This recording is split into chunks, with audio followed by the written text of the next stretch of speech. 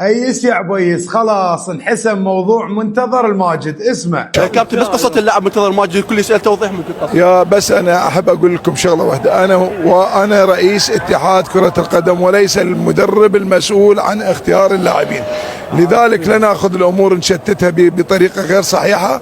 اختيار اللاعبين لاعبي المنتخب الوطني هي من اختصاص المدرب، وانا تارك الامور كلها بشكل كامل له، وثقتنا كبيره بهذا المدرب. اما عدنان درجال فلن يتدخل على الاطلاق بهذا الموضوع، وهناك كادر تدريبي متكامل هو من يختار هذه التشكيله. عدنان درجال ودي اصدقك بس قويه يا اخي، انت عليه ما تريد تمشيها على الجمهور العراقي.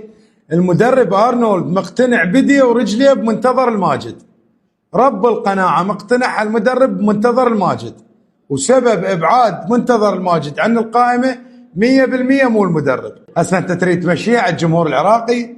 وين عايشين احنا؟ شنو اول مرة تصير؟ هي 3 سنوات صار له محارب منتظر الماجد من كان كاساس ولحد الان. فانتم شباب شنو رايكم؟ كتبوا لنا اياه بالتعليقات. هل قرار استبعاد منتظر الماجد قرار فني من المدرب ام من الاتحاد؟